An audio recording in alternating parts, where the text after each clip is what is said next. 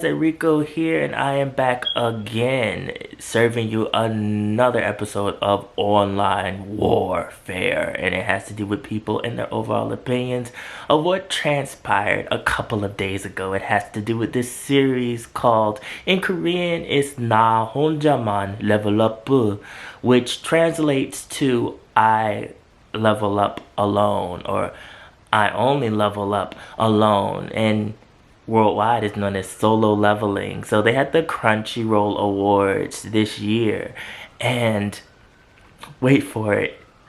Wait for it. Did any of us really think that this wasn't going to happen? But what happened was, is that this anime swept all the competition into the dustpan, swept everyone aside, and won multiple awards. Other animes also picked up awards for that night, Demon Slayer and a couple of others, but for the most part, Solo Leveling was championed as this big, huge series. And there were people that were very saddened and upset to the point of crazy anger. And you could see this all online, that these people were championing for another anime with a very depressing, sad, sometimes happy looking elf girl. I have not seen this anime yet. I've heard great things about it.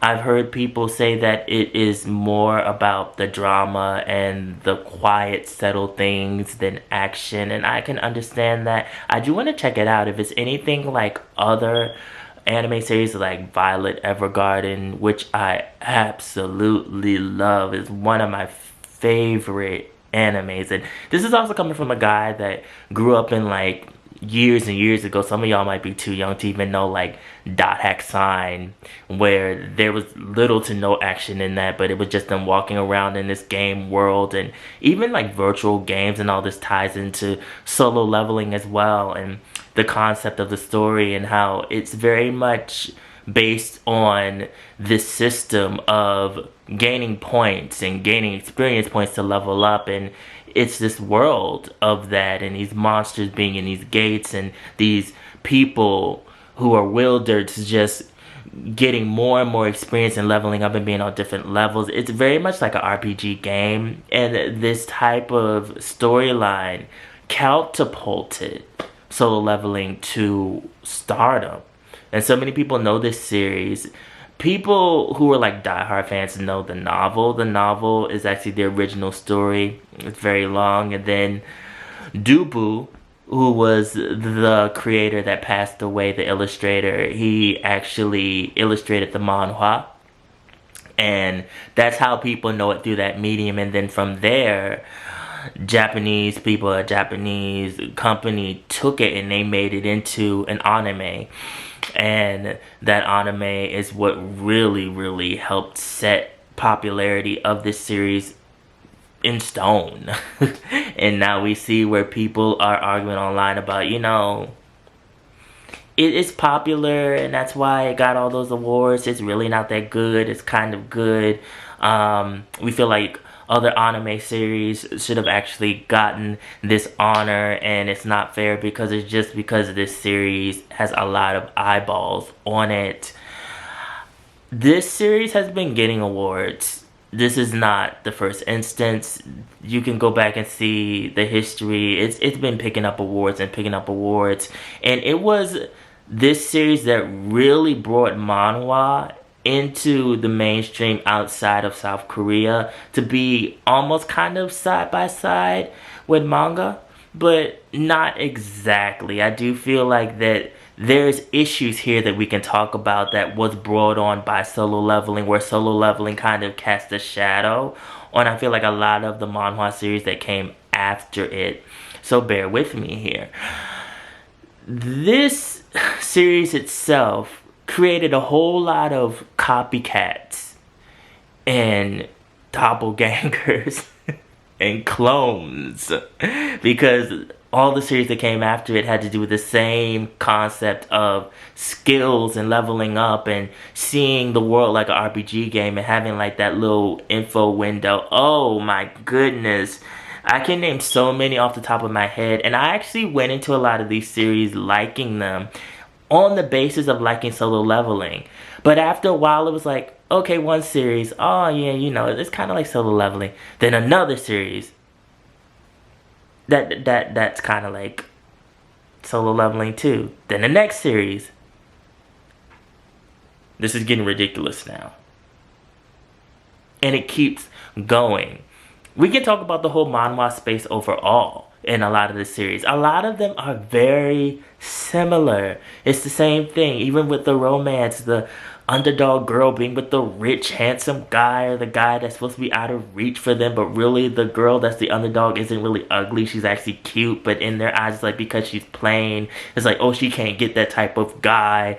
We could even talk about like the gay space of manhwa, me being a gay man, and how a lot of it is the same thing, you know, sexually explicit scenes that are censored, scenes where it's like one overpowering the other, stories where it's really just a basis for them to lead to the sexual scenes and there's not really a whole lot of substance. And we're in a whole desert of these different series where we can also talk about the being revived again or being reincarnated. Oh my goodness, there is so many. My head is spinning and they all are similar to each other. Of course, someone would say like, you know, the one thing that it does have is that it's all in color, but if you're buying physical, you're paying for that color. You're paying like $20 a volume, sometimes $30, depending on how they put it together and how they go off of how it was originally distributed on webtoons and online and how they decide to package it into, you know, that volume. It's just a whole lot of series that are similar to each other in this big desert, and so you have to dig holes to find the good series. There are good series that are original, but you have to constantly dig. Like, there's a manhwa off the top of my head that I absolutely love that was so emotional called Horizon. A lot of people don't even know of this series, and this series was such a great story. And it's so emotional. Absolutely loved it. We can even go back to the gay space again. Killing Stalking, The Warehouse, BJ Alex. These are all series that some people kind of know, but they're not like hugely known. Dangerous Convenience Store is the one that I'm currently into. Also, Unholy Blood is another one that is more like on the romance action side. That is pretty good. I do like it. There are good manhwa series, but we still have this overall defining shadow of Solo Leveling being the standard. And so this also ties into Korean culture, South Korean culture, and their pop culture and their trends. When one thing works, they will use it and everybody will copy that one thing. When one thing is popular, you'll see everybody copy that one thing. When there's one style that is popular, you'll see a whole lot of females with that same style, same haircut, same clothes. That's how South Korea is. Very, very materialistic in a way. 하지만 되게 유명한 대사가 있잖아요. 아, 왜? 나 할 건데? 잠깐 시켜주세요. 일어나라. 와. 미쳤다. 약간 좀 빙의 되신 거 아니에요? 순간 잠깐 어디 갔다 왔어. 너무 멋있어. And so this also applies to their stories. It also goes back to how I feel about a lot of Korean drama that is coming out in recent years. A lot of it is the same thing, just kind of regurgitated into a little different situation and maybe a little bit different writing on characters. It is not like it used to be. And we're just getting this overall revamp of the same story, just retied up in a different color bow, basically. And so I went into Solo Leveling really liking it, and I got to maybe the midway point and then I lost interest. And it was because I got tired And I think that a lot of people got tired. And you know, some people will make the argument that, oh, it's about it being popular and people just hate on everything that's popular. I can't speak for everyone, I can only speak for myself. And so I will say, for me personally, I got tired.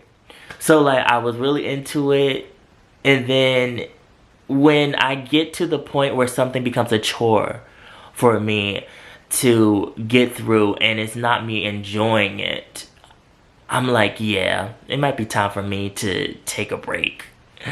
And so Solo Leveling got like that for me. It is a good story. It's good. It's an overall good series. And it's enjoyable, especially if you're into like action-packed. That's pretty much what it is. I mean, there's something else there, but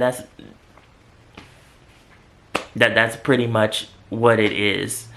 And you basically have this super powerful main character that wasn't super powerful in the beginning, but now he is, and he's beating up different nations and different mystical beasts, and it's good for what it is. If you like action, it's good for what it is. Do I think it's the best series in the world? No, I don't. Do I think that it deserved anime of the year from this award show? I can't exactly say, because I'll be honest with you, I never watched the anime because, once again, I got pooped out. I clanked out on this series. And when it announced that there was going to be an anime, I was like, like literally, that was me. It's just like, there are people online that, you know, will talk and debate about this. It's swept because it is popular, and because there are a lot of people that like it. From the clips I saw from the animation looks good. The Japanese company, the animation people, did a great job on adapting it over into anime and making it pretty much Japanese, because it feels very Japanese, even though it was originally a South Korean production. But you know, it's always a crossover. There's South Korean animators that work with Japanese animation production all the time. It's always been like that crossover thing. So this is not anything new. A lot of people think that it was like this big thing. I remember overhearing a girl saying like, oh, I don't know if I'm gonna watch it because they switched the place and I was in Tokyo and not Korea. I'm like, you sound just so xenophobic. And you don't realize you sound xenophobic, but you do. I think she thought what she was saying was like cute and meaningful and impactful, and it wasn't. But yeah, so it's a lot sometimes when you have series that run for a long time and the story keeps going and going and going, and you're like, when is it going to end?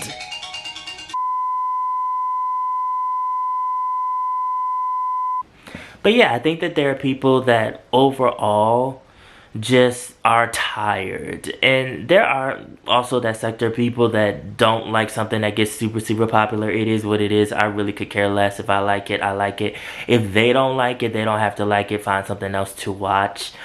I just think that a lot of these award shows are based on popularity. They may say it's not, but it really is. Sometimes the popularity does align with the quality of the work, and I'm glad when it does. Sometimes there's series that are going on forever and they just need to end. And then there's some series that need to go on a long time, like Attack on Titan. I thought like what they did with that series was amazing. I thought how they flipped the whole story on its head, how they flipped Aaron's character, how they took time to tell the story of a world that we thought we knew, but there was a whole other world outside the walls, and how they got into like the political aspect of everything. I love stories like that. I love when there's different layers. Then there are stories that are just one-dimensional. Solo Leveling is kind of one of them. And it caused a lot of the stories that came after it from South Korea to also be one-dimensional.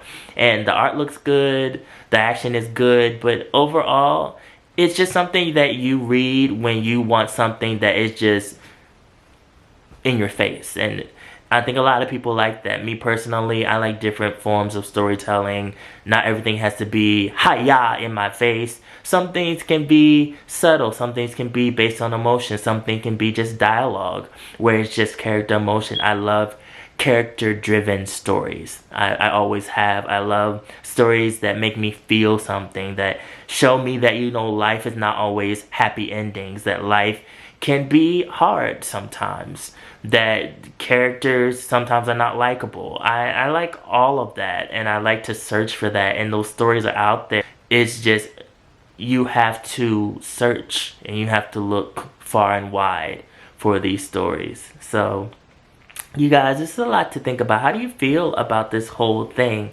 Can you give an opinion without being super biased? Can you give an opinion without being a hater? Can you give an opinion without basing this series being so popular on the influence of your opinion? Follow my social media, mostly my Instagram. Also, blog Nation Pop Culture. The link is always down in the description box below. And remember, be real, stay real, live in the real, and I will always be back. Thank you guys for watching, and I will see you in the next video.